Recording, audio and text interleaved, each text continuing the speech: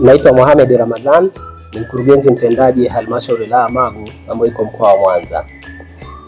Katika halmashauri yetu ya Magu tuna michezo kama sehemu ya sekta katika idara za elimu msingi na elimu sekondari. Na michezo pamoja na kuwepo kwenye sekta za halmashauri yetu, lakini tunaweza tukaangalia huko duniani kwa sasa michezo imekuwa ni miongoni mwa fani nzuri ambazo zinaweza zikawapa watu maisha. Kwa hiyo kama halmashauri pia tumekuwa na focus au tumekuwa na mitizamo ya aina miwili kwenye michezo. Cha kwanza, tunatekeleza michezo kama sehemu ya utaratibu wa utoaji wa elimu sekondari pamoja na msingi, lakini mtizamo wa pili, tunaona michezo kama sehemu ya burudani pamoja na kipato kwa wale ambao wako tayari kuingia kwenye sehemu hiyo ya michezo. Kwa hiyo kama halmashauri tumekuwa tukitoa kipaumbele kuhakikisha kwamba wanafunzi wote kwenye maeneo yetu ambao wanapenda kujiendeleza kwenye michezo basi wanapata hiyo fursa ya kujiendeleza kwenye michezo. Mfano, katika miaka hivi karibuni kwenye mashindano yote ambayo tumekuwa tukishiriki ya UMITASHUMTA pamoja na UMISETA, Magu imekuwa ni miongoni mwa halmashauri zinazofanya vizuri.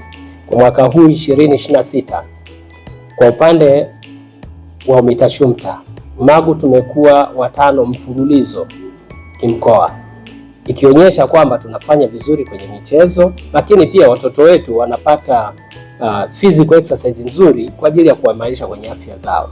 Na hii inatupa mwanga kwamba hata kwenye kuendeleza vipaji hawa watoto wanaweza wakaendelea kufanya vizuri huko mbele katika maisha yao. Lakini pia kwenye upande wa sekondari kwa maana UMITASHUMTA nako tumeendelea kufanya vizuri. Katika rekodi ya miaka mitatu kimkoa, mwanzo tulikuwa tunakuwa watano, lakini mwaka huu tumekuwa watatu. Lakini ambacho tunaweza tukakiona ni nini? Watoto wanaendelea kuhamasika kujihusisha na masuala ya michezo, kitu ambacho ni kizuri. Na kama halmashauri sasa tumejiwekea utaratibu wa kwamba vile vipaji tunaendelea kuvikuza. Tunawaza kuwa na vitalu ambavyo vitatumika kwenye kulea hivi vipaji vya kimichezo, ili hawa watoto wetu basi waweze kwenda zaidi na zaidi kwenye michezo mikubwa nje ya halmashauri yetu, lakini pia hata nje ya Tanzania.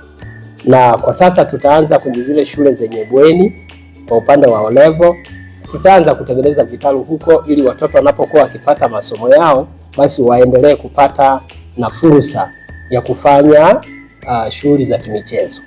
Na hiyo ninaamini itaendelea kuwasaidia watoto kuendelea kukuza vipaji vyao, lakini pia itaendelea kuwasaidia watoto kukuza taaluma zao, kwa sababu michezo na taaluma ni vitu ambavyo vinaendana.